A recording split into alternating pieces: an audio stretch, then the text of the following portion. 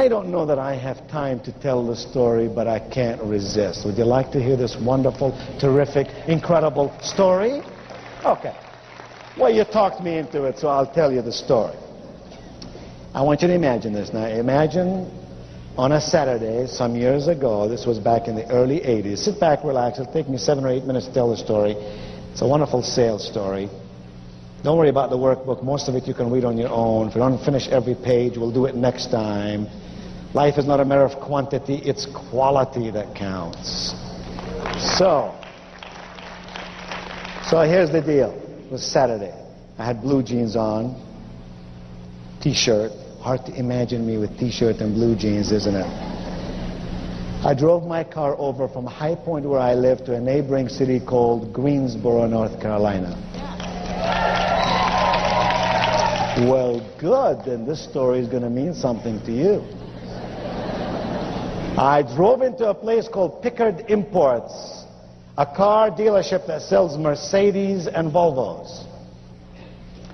I got out of my car, walked into the showroom. There were 7 salespeople there, all standing by the wall. Nobody bothered to talk to me except this one young salesperson. I could see all the other salespeople thinking to themselves, this young guy can't really figure out a good customer. He's obviously new. He's obviously inexperienced. And they were watching his activity. He came over to me and he said, hello, sir. How may I serve you today? I liked him already because most people say, can I help you? No, do I look like I need help? No, I don't need help, but serving, maybe I need something. I said, oh, well, I'm just looking around. He said, sir, let me just ask you a question. He said, sir, what model Mercedes do you own now?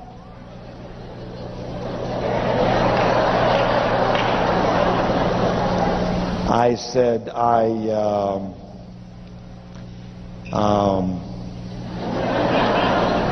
ain't got one. He said, that's funny because you look like a man who would and should have one. I was falling in love with the guy right there and then. He took 27 minutes to show me every model on the floor, let me kick all the tires I wanted to kick, showed me a 7-minute video, told me why a Mercedes is a car of style. It's not ostentatious like maybe a Rolls Royce might be in the city in which I live, how Mercedes would last forever, how Mercedes would be a great write-off. In 83, 84, we could ride over 7 years and then get another one. And at the end I said, I thank you very much, and I began to leave. He looked at me with pad in one hand and pen in the other and said, sir, may I have your name, please? Wow. A guy with a pad and pen is expecting some stuff. You better give him the stuff. I said, sure, my name is Wayne. And watch to see what he's going to do. A dumb salesperson would say, mister, would you repeat it? I'd say, sure, my name is Wayne. A smart salesperson would say, what? Would you spell it for me, please? I said, sure. I couldn't have said, yeah, it's Q-U-E. He would then know that I am a foreigner, right? No. So I said, sure, it's Q-U, B as in boy, E-I. N as in Norman. He put it down. It wasn't but 2 days later he called me up. He said, Mr. Cuban?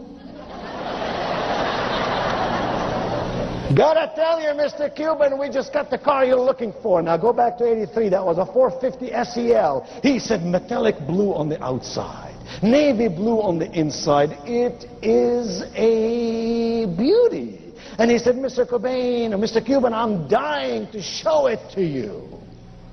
I said, dear friend, I'm a very busy man. I travel some 150 days a year around the world. I have no time to really come over and look at a car. He said, Mr. Cuban, just maybe I can bring the car over to you.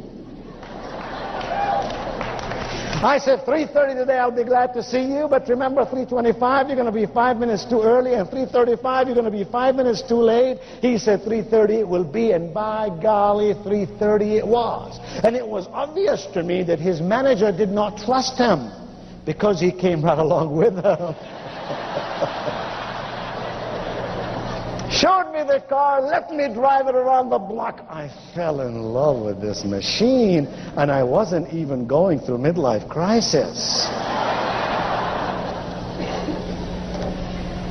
I took him to my office and I wrote him a check. In '83, that was $42,000. Same car today, $120,000. He picked up the money, he walked out of my office, he went into the lobby of my office. There were 4 secretaries there, strategically located, one in every corner. In a voice everyone could hear, he looked to me, he said, "Mr. Cobain, I admire you." I waved to all my secretaries to stop working, start taking some notes.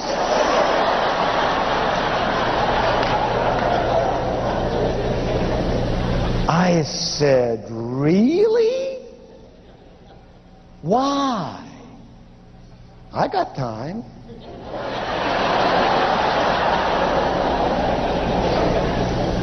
He said, "Mr. Cobain, it's not every day I work with a person who's a business person like you.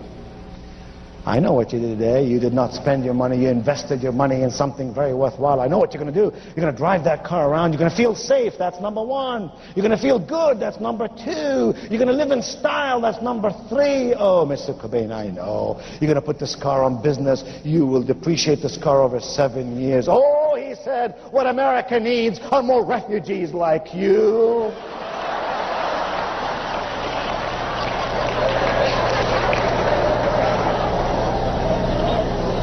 I felt like giving the guy a $10,000 tip, you know what I'm saying?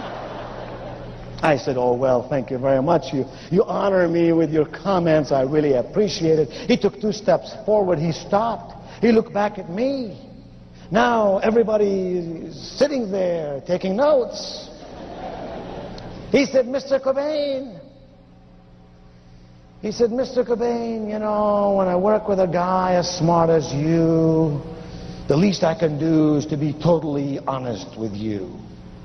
I said, "Hey, I'm into honesty. Honesty, integrity, ethics. You're talking my language. What do you got in your mind?" He said, "Mr. Cobain, I feel badly about this because I really didn't tell you the whole story." I said, "The whole story is beginning to sound like Paul Harvey."